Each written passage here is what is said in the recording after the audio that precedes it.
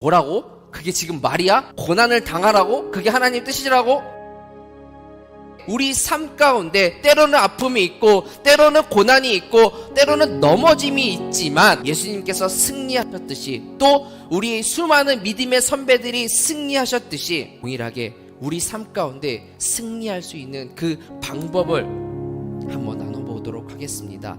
축복합니다. 여러분, 패배자의 인생이 아니라 정말 여러분의 삶 가운데 여러분의 가정이 승리할 수 있길 바라고, 여러분의 사업이 승리할 수 있길 바라고, 여러분의 자녀들이, 여러분의 남편이, 여러분의 아내가, 우리 교회가 정말 승리하여 마지막에 웃을 수 있는, 빙그레 웃을 수 있는 저와 여러분의 삶이 되어지기를 축복합니다. 방금 읽었던 1절, 2절 말씀을 요약해보면 베드로가 그 고난 중에 있는 성도들에게 무엇이라고 위로를 하냐면 이렇게 위로를 합니다. 승리하라고 말을 하는데 뭐라고 말하냐면 예수님께서 하나님의 뜻을 따라 고난 당한 것 같이 너희도 하나님의 뜻을 따라 고난을 당해라. 고난 당하는 게 승리야 라고 이야기를 하는 거예요. 베드로의 설교를 들었던 사람들의 표정이 아마 지금 여러분의 표정과 똑같을 거예요. 뭐라고? 그게 지금 말이야? 고난을 당하라고? 그게 하나님 뜻이라고? 하나님께서 예수를 이 땅에 보내셨을 때 예수 그리스도를 향한 하나님의 뜻이 무엇이었습니까?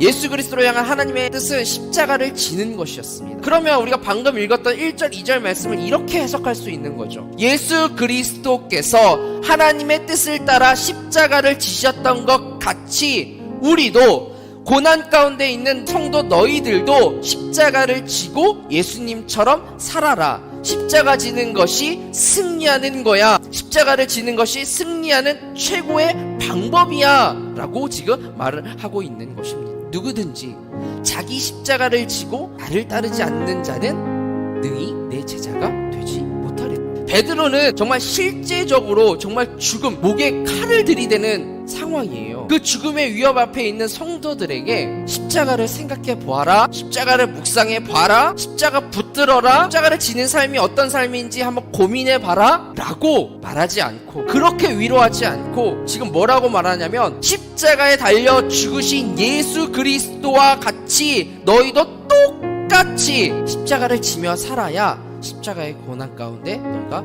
승리할 수 있다라고 말하는 거예요. 때로는 아픔이 있고 어려움이 있고 넘어짐이 있고 고난이 있습니다. 그런데 그 고난 가운데 승리할 수 있는 방법 뭐냐면 그 십자가를 생각하며 그냥 십자가를 묵상하며 그냥 십자가를 아는 것으로 그치는 삶이 아니라 뭐예요? 십자가 달리신 예수 그리스도처럼 똑같이 십자가로 살아가라는 것입니다. 그저 십자가를 생각하는 것으로만 그냥 승리할 것이라고 정말 착각하지 마십시오. 예수 그리스도의 고난을 그냥 가슴 아프고 미어지게만 생각하는 것만으로는 승리하는 삶이 아닙니다. 그건 승리가 아니에요. 십자가 지는 것이 지금 무엇이라고 이야기하고 있습니까? 내가 그리스도와 함께 십자가에 못 박혔대요. 그런데 그 삶이 무엇이라고 합니까? 첫 번째, 내가 반응하지 않는 거예요. 내가 반응하지 않는 삶. 두 번째, 나를 사랑하사 나를 위하여 자기 몸을 버리신 예수 그리스도가 이제는 반응하도록 하는 것, 그게 십자가를 지는 삶이래요. 혹시 여전히 지금 내 마음을 불편하게 하는 그 사람에게 내가 지금 반응하고 있습니까? 여전히 내가 그 문제에 반응하고 있다면 나는 여전히 죄송하지만 안 죽은 거예요. 누가 반응해야 돼요? 이제 내 안에 계신 예수 그리스도. 우리가 십자가를 지고 산다고 하면서 또 제자라고 말하면서 우리는 너무 자주 십자가에서 자주 내려와서 내 문제 내가 다 해결하고 다시 올라가 짊어지는 척하는 경우가 너무 많다는 거예요. 십자가의 능력은 묵상한다고 나타나는 게 아니에요. 십자가의 능력은 십자가로 살아갈 때 나타나는 것입니다. 이거 내 마음을 불편하게 하는 상황이 있다 할지라도 끝까지 내가 이 사명 잘 감당하며 살겠노라고 결단하며 그렇게 나아가는 주의 백성 되시기를 주님의 이름으로 축원하고 도전합니다. 천사가 하늘로부터 예수께 나타나 힘을 더하더라. 결단하니까 주신 이 사명 끝까지 붙들고 나아가겠습니다 라고 하니까 하늘에서 천군 천사를 보내셔서 그 십자가 끝까지 지을 수 있도록 붙들고 살아갈 수 있도록 힘과 능력을 예수님에게 또 우리에게 허락하여 주시더라라는 거예요. 여러분이 결단을 했을 때 하나님께서 힘을 더하여 주실 거예요. 그 십자가 붙들고 살아갈 수 있도록.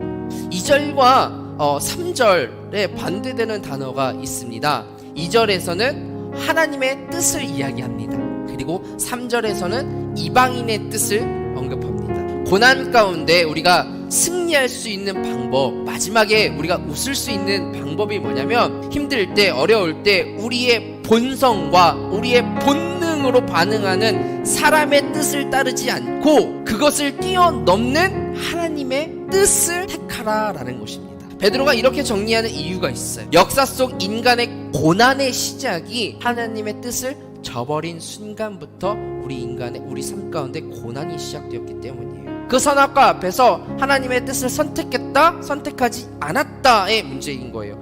그 결과 여자에게는 해산의 고통과 수고가 있을 것이고 남자는 노동의 고통이 있을 것이다. 이게 언제부터요? 사람이 하나님의 뜻을 저버린 순간부터. 하나님의 뜻은 가나안에 들어가는 거였어요. 그런데 이스라엘 백성들이 가지 맙시다라고 하는 선택한 이유가 무엇입니까? 너무 무서우니까. 그 하나님의 뜻을 저버리는 순간에 뭐예요? 40년의 광야의 시간이랑 고난의 시간이 더해집니다. 공생의 사역의 시작은 무엇이었어요? 거기서도 하나님의 뜻을 선택하는 일이었어요. 마지막도 하나님의 뜻을 아버지의 뜻을 선택을 합니다. 이게 왜 중요하냐면, 나의 고난의 시작은, 지금 내 삶의 어려움과 그 고난의 시작은 하나님의 뜻을 저버리는 것으로 시작되기 때문이에요. 반대로 고난의 승리는 하나님의 뜻을 선택함으로 시작됩니다. 이 호랑이와 곰이 사육사와의 절대적인 신뢰 관계가 쌓이면 불의 골이 반대편에서 딱 서서 내가 여기 있으니까 넘어와도 괜찮아 라는 그 눈빛을 주면은요, 쉽게 이 불의 고리를 넘어간대요. 절대적으로 믿음이 가는 사육사의 눈빛을 보면 그렇게 두려움이라는 본능을 뛰어넘게 하는 거예요. 믿음의 주여 또 온전하게 하시는 이 예수를 바라보자. 그는 그 앞에 있는 기쁨을 위하여 십자가를 참으사 부끄러움을 개의치 아니하시더니 하나님 보좌 우편에 앉으셨더라. 예수를 바라보고 있어야 내 본능을 이기고 하나님의 뜻을 선택할 수 있는 거예요. 내 본능은 게으르라고 얘기해요. 가지 말라고 이야기해요. 하지 말라고 이야기를 해요. 내 본능은 화를 내라고 이야기를 해요. 그냥 더 이상 그거 다 때려 집어치우라고 이야기를 해요. 내 본능, 내 사람의 뜻이 아니라, 육체의 뜻이 아니라 하나님의 뜻을 선택하며 살아나갈 수 있는 주의 백성이 되기를 축원합니다. 성도들이 네로 황제로부터 핍박을 받고 고난을 받고 있으니까 너무 힘들잖아요. 너무 힘드니까 이제 서로를 원망하고 서로 탓하기 시작하는 거예요. 그러다 보니까 교회가 깨어지고 교회가 분열이 되어지는 거예요. 우리가 어렵고 힘들 때, 내 가정이 또 어렵고 힘들 때 어때요? 서로 원망하잖아요. 네가 잘못한 거잖아. 서로 원망하잖아요. 이때 베드로가 뭐라고 말합니까? 고난 중에 있지만, 지금 힘들지만, 핍박 가운데 있지만, 죽을 만큼 힘들지만 그럴수록 더 사랑해라. 무엇보다도 뜨겁게 서로 사랑해라. 그 사랑은 허다한 죄를 덮어. 그러면서 뭐라고 말합니까? 서로 대접하기를 원망 없이 해라. 힘들게 하는 이가 있다면 오히려 그를 대접하라고 말합니다. 예수님은 못한 것이 하나도 없습니다. 그런데 성경 어디를 보아도 너 때문에 십자가를 진다 라는 말이 없어요. 십자가에 달려 돌아가셔서 하는 말이 뭐냐면, 하나님 저들의 죄를 사하여 주시옵소서. 우리를 원망하신 게 아니라 사랑으로 덮으시고 승리하시는 예수님의 모습이었어요. 우리가 익히 들어서 잘 알고 있는 우리 손양원 목사님, 자기 아들 둘을 죽인 그 살인자를 미워하고 안각품하셨습니까? 자기 아들 둘을 죽였어요. 그 죽인 그 사람을 데려다가 자기 양자로 삼잖아요. 패배한 인생입니까? 승리한 인생이죠. 마음이 너무 어렵지만 그 고난 앞에 사랑으로 반응했기 때문에. 사랑하는 여러분, 맞아요, 어렵습니다. 우리 여러분의 가정도 생각보다 쉽지 않죠. 또 우리 교회도 그렇습니다. 어렵고 힘들 때 고난이 찾아오면 자연스럽게 원망하고 미워지고 서로를 탓하게 되는 거예요. 누구 때문이라고 자꾸 말을 하게 돼요. 그러나 그 고난을 이기는 승리의 비결을 말씀으로 말해주는 베드로의 이야기, 예수님께서 직접 몸으로 삶으로 보여주신 것이 뭐냐면, 원망하고 미워하고 탓하는 것이 아니라 끝까지 사랑으로 덮으라는 거예요. 사랑이 허다한 죄를 덮느니라. 고난이 있지만 마지막에 웃을 수 있는, 최후에 웃을 수 있는 세 번째 방법, 원망이 아니라 사랑하라 선포합니다.